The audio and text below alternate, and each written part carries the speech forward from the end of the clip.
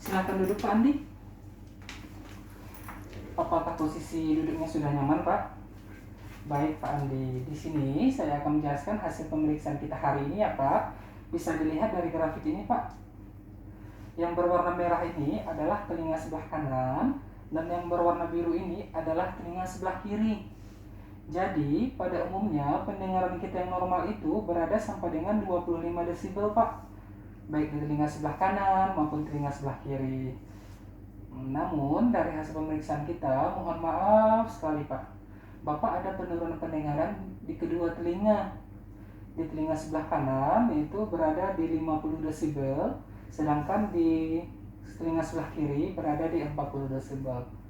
Namun, Bapak nggak usah khawatir, penurunan pendengaran itu adalah hal yang wajar. Kami sudah banyak membantu orang-orang penurunan pendengaran, sehingga dia bisa tetap aktif, produktif, dan memiliki kualitas hidup yang baik. Jadi, hari ini kami akan membantu Pak Andi ya, dengan memberikan solusi alat bantu dengar, sehingga pendengaran Bapak lebih baik atau lebih optimal lagi. Baik Pak Andi, selanjutnya mohon izin ya Pak untuk menjelaskan anatomi pendengaran. Bisa dilihat di layar monitor kita ini Pak. Apakah sudah terlihat dengan jelas Pak Andi? Baik, seperti kita ketahui bersama ya Pak, telinga merupakan salah satu indera yang fungsinya sangat penting untuk kita mendengar, untuk kita berkomunikasi, dan untuk kita berinteraksi dengan orang lain ya Pak. Setuju ya Pak? Nah, ini merupakan anatomi telinga. Jadi, telinga itu memiliki 3 bagian Pak, yaitu telinga bagian luar, telinga bagian tengah, dan telinga bagian dalam. Untuk proses mendengar secara normal, seperti ini Pak. Ini untuk mendengar bunyi. Dan ini untuk mendengar suara percakapan Pak. Ya, jadi suara atau bunyi masuk ke telinga bagian luar dahulu, diteruskan ke telinga bagian tengah Pak. Lalu dari telinga bagian tengah diteruskan ke telinga bagian dalam. Dari telinga bagian dalam akan diteruskan ke saraf pendengaran. Lalu dari saraf pendengaran akan disampaikan ke otak bagian pendengaran, sehingga kita bisa memaknai dari suara atau bunyi tersebut. Contohnya seperti kita mendengar suara bunyi kring kring kring.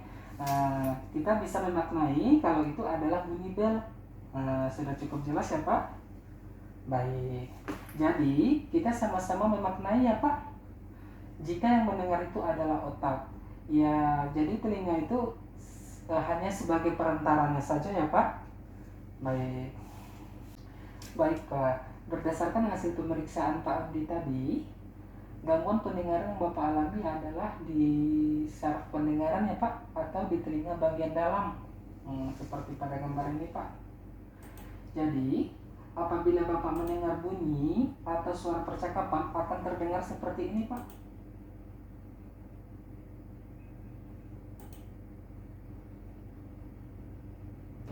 Terdengar lebih kecil ya Pak, atau tidak jelas, gitu ya Pak ya. Sampai sejauh ini apakah sudah jelas Pak? Selanjutnya saya akan menjelaskan audiogram ya Pak. Audiogram ini adalah grafik yang akan menggambarkan pendengaran seseorang. Pada sumbu ini dari atas ke bawah itu dinamakan intensitas atau volume. Semakin ke bawah suara terdengar akan semakin keras. Dari kiri pada sumbu ini, dari kiri ke kanan itu dinamakan frekuensi atau nada. Semakin ke kanan, nada atau bunyi terdengar akan semakin tinggi. Nah, ini merupakan grafik yang menggambarkan pendengaran Pak Andi. Dan untuk yang berwarna merah ini adalah telinga sebelah kanan, dan yang berwarna biru ini adalah telinga sebelah kiri. Pada umumnya, pendengaran kita yang normal itu berada di 25 desibel ya Pak, baik telinga sebelah kanan maupun telinga sebelah kiri. Namun, untuk pendengaran Pak Andi, seperti yang saya sampaikan tadi, untuk telinga sebelah kanan itu berada di 50 desibel, dan untuk sebelah kiri berada di 40 desibel. Jadi, yang berwarna merah ini adalah area yang kurang bisa Bapak dengar. Sedangkan area yang warna putih ini adalah area yang bisa Bapak dengar, walaupun kedengarannya kecil. Contohnya seperti suara pesawat terbang, Pak. Ini untuk pendengaran yang normal.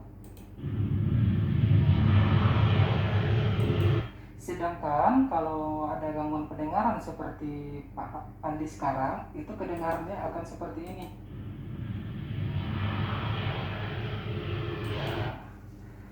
Betul seperti itu yang dirasakan Pak Andi selama ini ya Pak? Dari yang tadi saya sampaikan, kita sepakat ya Pak, gangguan pendengar seperti ini jika kita tidak tangani sesegera mungkin akan berdampak pada kesulitan berkomunikasi di situasi tertentu ya Pak, dan juga keterbatasan dalam berinteraksi sehingga kegiatan sosial Pak Budi jadi terganggu.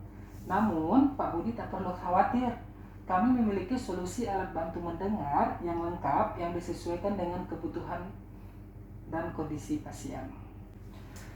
Selanjutnya saya jelaskan secara singkat ya Pak mengenai jenis-jenis alat bantu mendengar. Yang pertama, alat bantu dengar yang diperuntukkan bagi pasien dengan penurunan pendengaran yang dikategorikan ringan sampai dengan berat. Cara kerja alat ini akan dipasangkan di telinga bagian luar. Ada 3 model Pak. Yang pertama model BTE, yang mana cetakan telinganya akan dimasukkan ke dalam lubang telinga Pak, seperti ini. Yang kedua, kita juga ada model ITC Pak, yang mana dimasukkan juga ke dalam lubang telinga. Ini diperuntukkan bagi pasien dengan ambang pendengaran 60 dB Pak. Yang ketiga, kita juga ada model mini range Pak, yang mana ini hampir sama dengan BTE, tapi ini terlihat lebih kecil atau tidak terlalu kelihatan ya Pak ya, seperti ini. Alat bantu dengar yang kedua yaitu implan atau cochlear implant. Itu diperuntukkan bagi pasien dengan penurunan pendengaran kategori berat sampai dengan sangat berat. Alat bantu dengarnya akan dipasang atau ditanam di dalam telinga melalui jalur operasi. Yang ketiga yaitu BAHA, yang mana diperuntukkan bagi pasien dengan gangguan pendengaran di satu telinga saja, atau dengan gangguan pendengaran di telinga bagian luar dan tengah. Yang terakhir yaitu ALD, di mana merupakan alat bantu tambahan untuk kebutuhan mendengar seperti bertelepon, menonton TV, seperti ini, atau kebutuhan mendengar jarak jauh dengan lingkungan yang bising.